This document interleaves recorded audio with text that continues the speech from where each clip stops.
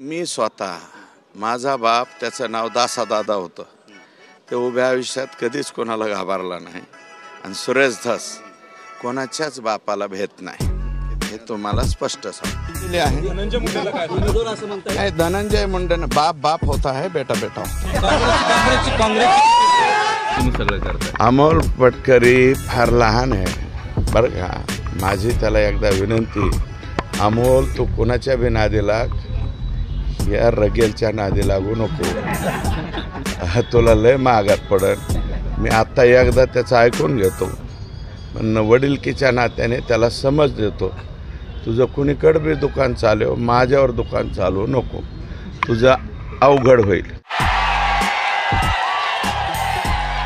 अरे रगेल वागायचं, रगेल लोळा पांगळ्यासारखं वागायचं नाही. आयुष्यभर शेळी म्हणून जगण्यापेक्षा एकच दिवस वाघ म्हणून जगलं पाहिजे. औलाद आपली आहे असं आपण जगलं पाहिजे. तू कस काय नाव घ्यायना, मी वाट बघतोय. सुरेश धस आता काय राहिलं नाही. सुरेश धस कागद येशील म्हणले. कागद?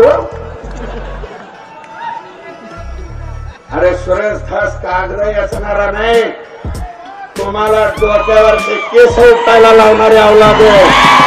माझे मित्र आहेत धनुभाऊ, काय भाषण करता. मी तुमची भाषण फार जपून बघतो, फार सुंदर कसे कसे हात वारे करता.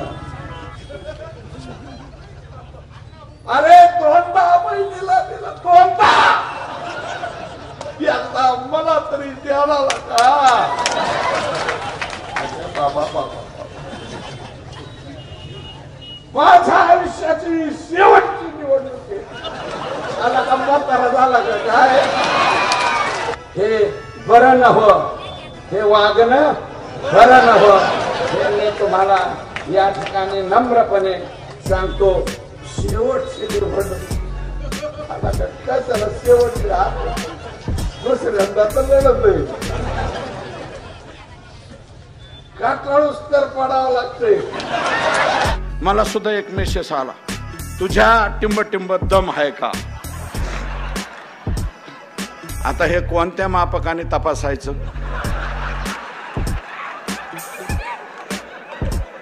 सिंपल पेंडुलम आहे का,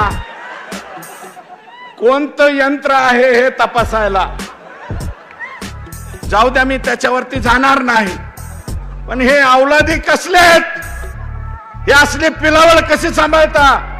अरे आमच्यात दम आहे का, आहे ना, म्हणूनच बोलतोय ना. बिगर दमाचा नाही, दम आहे. एक नाही दोन सांभाळतोय. तू काय समजून सांभाळायला. हा, दोन्हीला 3 लेकर आहेत, तू नको सांगू मला. मी राष्ट्रवादी 2005 पासून 2017 पर्यंत राष्ट्रवादी, 15 पर्यंत राष्ट्रवादीत होतो. म्हणजे जवळजवळ 10-11 वर्ष मी त्यांच्या बरोबर काम केलं. अजित दादा असा नव्हता रे. अजित दादा, ए अजित दादा तुझ्या पाया पडतो, तुझं काय अडकलं रे ह्यांच्यापाशी, काय अडकले. हे जाऊ दे ना बाहेर, हे जाऊ दे. अरे बाबा, ते सातपुडा सरकारी बंगल्यावर जर बैठका घेत असतील आणि ही बैठक जर चुकीची निघाली, मी चॅलेंज देतो, राजकारण सोडून देईल. आता माझ्याकडे 300 गायीचा गोठा आहे, 1000 गायाचा गोठा करेल, 200-300 मसाडा सुद्धा आणेल. मुरा मेसाना मसाडा आणून मसाड धूत बसी. तुम्हाला चांगले मोठाले आणि जे माणसं चांगले आहेत पंकत आहेत, तुम्हाला माणसं जमत नाही. तुम्हाला असे पाहिजे जी हुजूर,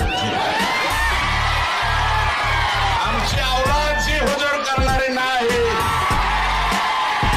आमची औलाद स्वाभिमानी औलाद आहे, तुमच्या पुढे जी हुजूर करणार नाही. माझ्याकडे साखर कारखाना नाही, माझ्याकडे शिक्षण संस्था नाही, मी शिक्षण सम्राट नाही, साखर सम्राट नाही.